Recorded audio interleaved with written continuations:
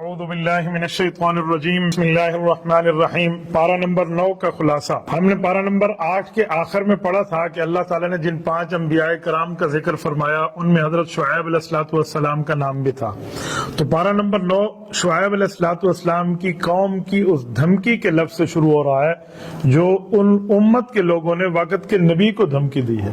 آپ بدماشی دیکھیں اس امت کی کہ وقت کے نبی کو دھمکی دیتے ہوئے کہتے ہیں قال الملأ الذین، اللہ فرماتے ہیں وہ لوگ استکبروا من قومی، جو قوم کے متکبر لوگ تھے، انہوں نے حضرت شعیب علیہ السلام سے کہا کہ آپ کو ہم یہاں سے جلاوطن کر کے نکال دیں گے یا لتعودن فی ملتنا، یا آپ ہمارے ساتھ نعوذ باللہ کافر بن جائیں۔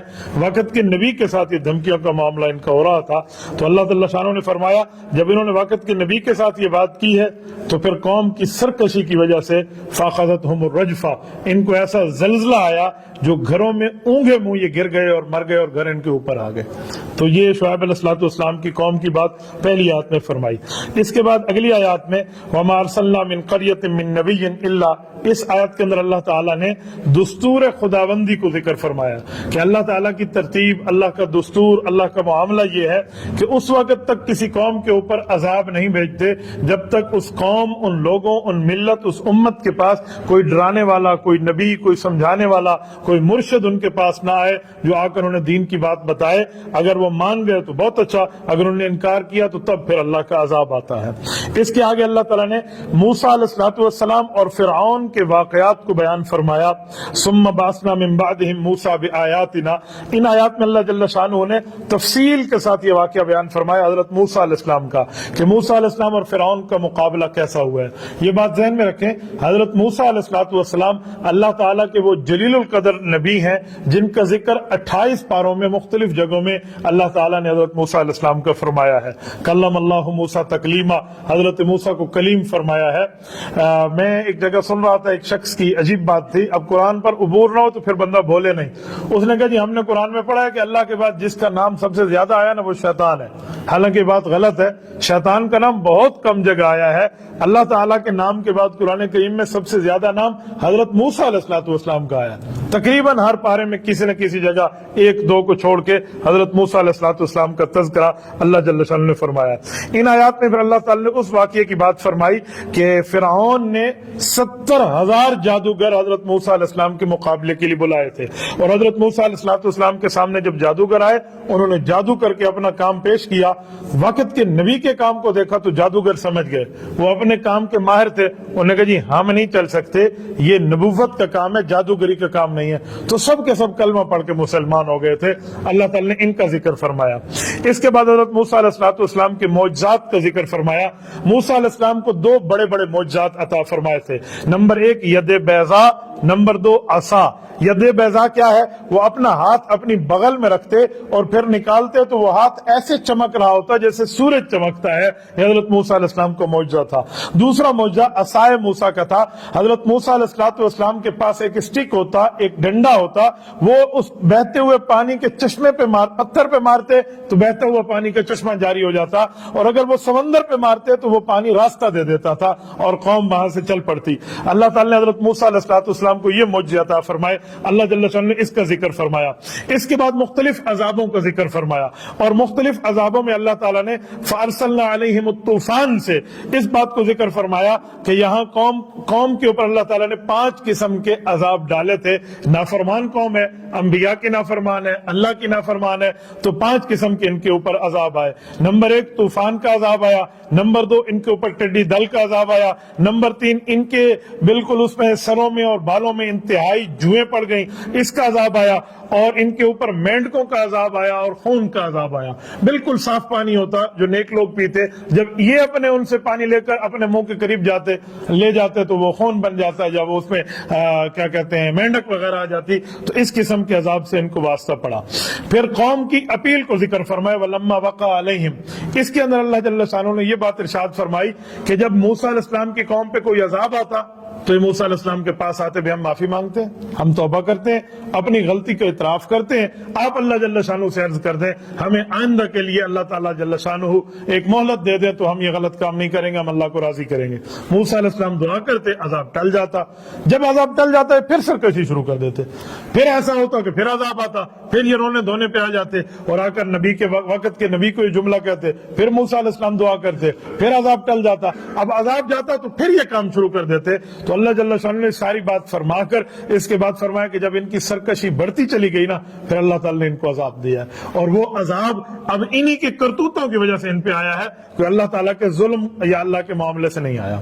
اچھا, یہاں پر اللہ تعالیٰ نے آگے ضابطۂ حیات کی ایک بات فرمائی ہے. تورات عربی زبان میں اس میں تورات عبرانی زبان کا لفظ ہے, اور اس زبان میں اس کا معنی ہوتا ہے قانون, ضابطہ, قاعدہ, آرٹیکل, آئین, کانسٹیٹیوشن, اس معنی میں آتا ہے.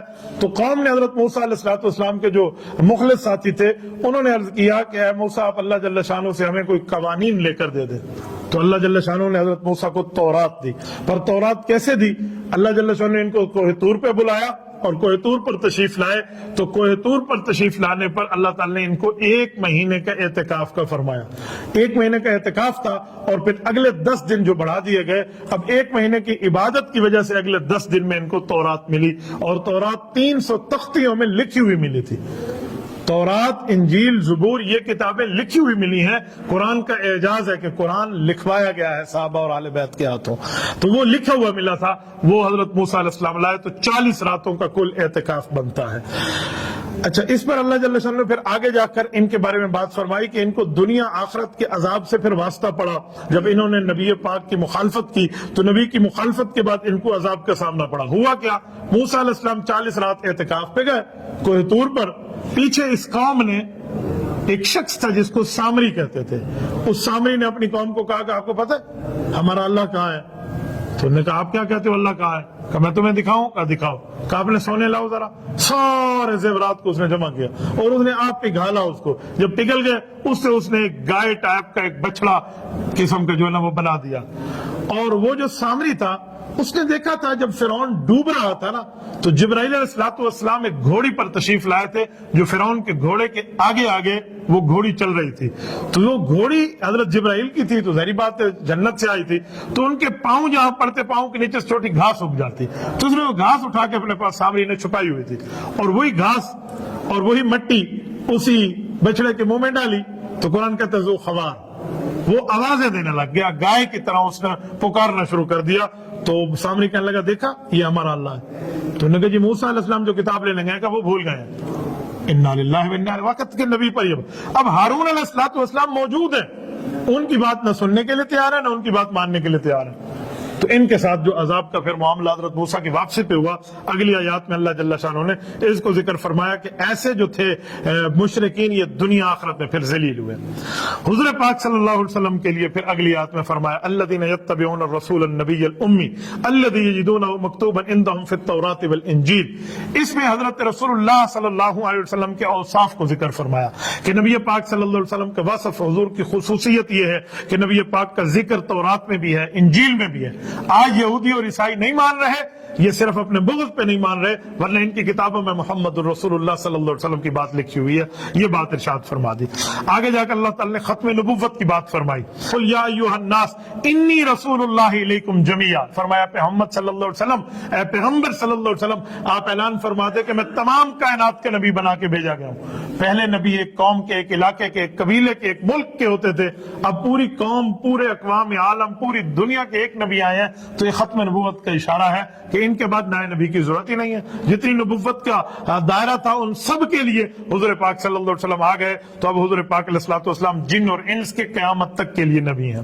پھر یہود کی بقیہ داستان کو اللہ تعالی نے یہاں سے بیان فرمایا کہ یہود نے کیا معاملہ کیا, پھر ان کے ساتھ کیا باتیں ہوئی. اگلی آیات میں وہی ذکر ہے, ان کا ذکر آگے آیات میں بھی آئے گا انشاءاللہ, تفصیلی ذکر میں وہاں کروں گا.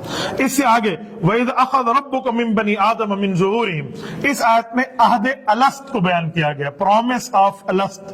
یہ پرومس کون سا ہے, وعدہ کون سا ہے, معاہدہ کون سا ہے؟ ہوا یہ تھا کہ اللہ تعالی شانہ نے انبیاء کرام کے وعدے کے بعد دنیا کے تمام انسانوں سے وعدہ لیا. یہ جو انسان تھے چیونٹیوں جتنے ان کو جسم عطا کر کے تمام روحوں کو اللہ نے اپنے ہاں جمع کیا. اور جب صبر ہوئے جتنے کافر جتنے مسلمان جو اولاد آدم تھے جن نے دنیا میں آنا تھا قیامت تک کے لیے، ان سب کو رب نے جمع فرما کر پوچھا الست بربکم، کیا تم توحید مانتے ہو، میں تمہارا رب ہوں یا نہیں ہوں؟ تو ان سب نے یعنی آپ اور ہم سب نے اور جتنے دنیا میں لوگ آئے اور جتنے آئیں گے انہیں جواب دیا قالوا بلا، یقیناً اللہ آپ ہمارے رب ہیں۔ اب جب ہم دنیا میں آئے ہیں اس لیے تو فرمایا گیا کہ ہر بچہ جو پیدا ہوتا ہے وہ دین توحید پر پیدا ہوتا ہے، توحید پر پیدا ہو رہا ہے۔ والدین کے کیا کہتے ہیں ماحول سے وہ بندہ یہودی اور عیسائی بن جاتا ہے، مجوسی بن جاتا ہے، تو شروع سے یہ فطرت میں ڈال دیا گیا۔ اب بعض لوگوں کو تو اکثر لوگوں کو یاد نہیں ہے، لیکن میں نے کئی اللہ والوں کی کتابوں میں پڑھا ہے جو کہتے ہیں ہمیں آج بھی یاد ہے جب اللہ جل شانہ نے ہم سے وعدہ لیا تھا کہ الست بربکم، تو ہم نے کہا تھا قالوا بلا۔ یہاں بھی حضرت قاری محمد طیب قاسمی رحمۃ اللہ نے لکھا ہے کہ جب اللہ نے پوچھا تھا میں تمہارا رب نہیں ہوں، تو دنیا کے عوام تو خاموش خاموش تھے، انبیاء بھی چپ تھے۔ سب سے پہلے جواب روح محمد صلی اللہ علیہ وسلم نے دیا تھا قالوا بلا، اے اللہ یقیناً آپ ہمارے رب ہیں۔ ان کی بات کو سن کے انبیاء نے، انبیاء کی بات کو سن کے پھر امتوں نے جواب دیا تھا۔ تو یہ عہد الست ہے، اللہ جل شانہ نے اس کو ذکر فرمایا۔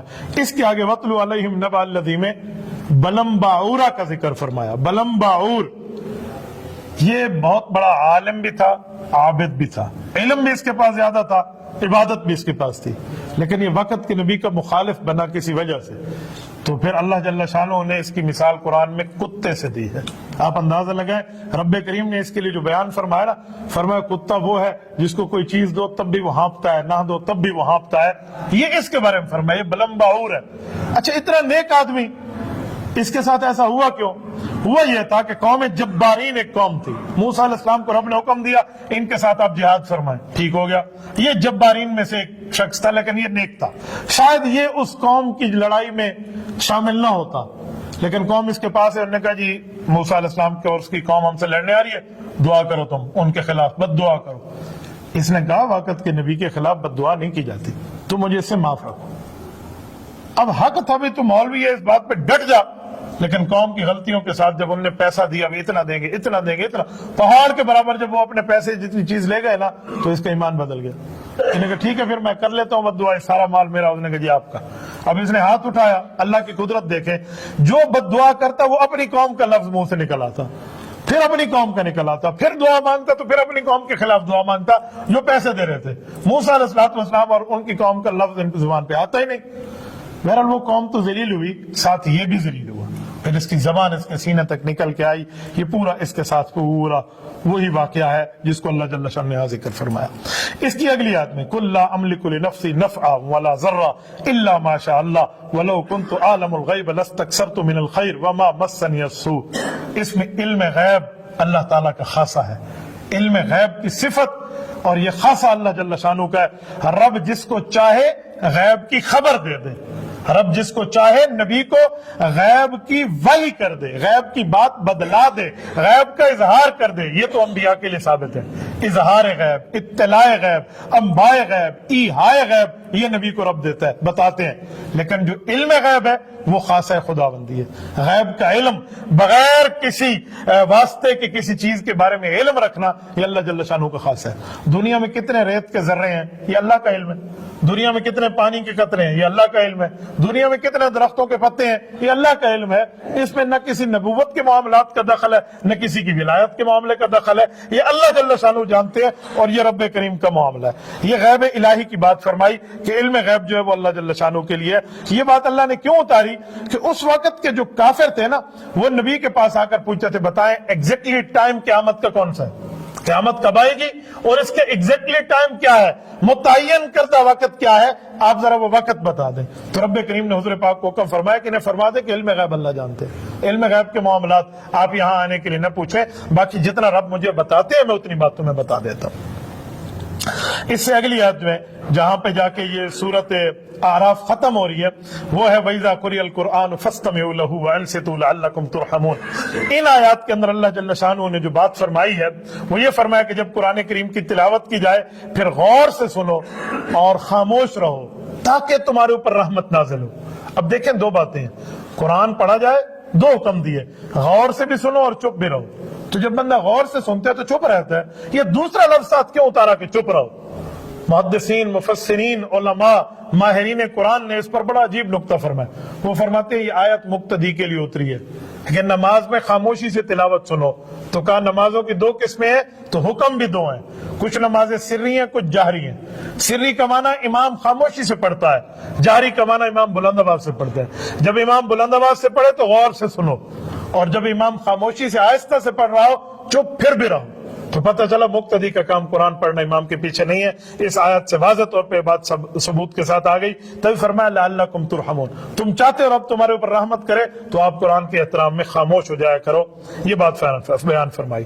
اس کے بعد سورۃ الانفال کو اللہ نے شروع فرمایا۔ انفال نفل کی جمع ہے، یہ مال غنیمت کے لیے استعمال ہوا ہے، یہ زائد چیز کے معنی میں آتا ہے۔ اب جو جنگ میں مال حاصل ہوتا ہے اسے غنیمت کہتے ہیں۔ اب غنیمت کے متعلق اللہ جل شانہ یہاں احکامات فرمائے ہیں کہ غنیمت کے مال کے فیصلہ کس طرح کرنا ہے، اس کو تقسیم کیسے کرنا ہے، یہ اللہ کا اختیار ہے۔ اس کی مزید تفصیل آگے 10ویں پارے میں آئے گی، وہاں پر اس کو عرض کر دیا جائے گا۔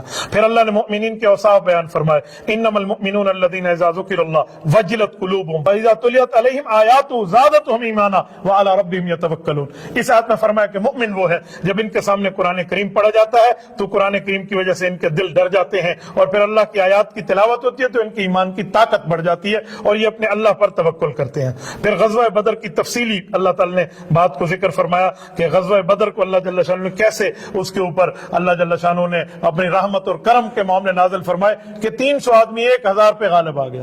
300 بندے جن کے پاس تلواریں بھی پوری نہیں ہیں، نیزے بھی پوری نہیں ہیں، گھوڑے بھی پورے، 70 بندوں کے پاس گھوڑے ہیں 313 میں، تو کیسے ان پہ غالب آ گئے؟ یہ اللہ کا فضل تھا۔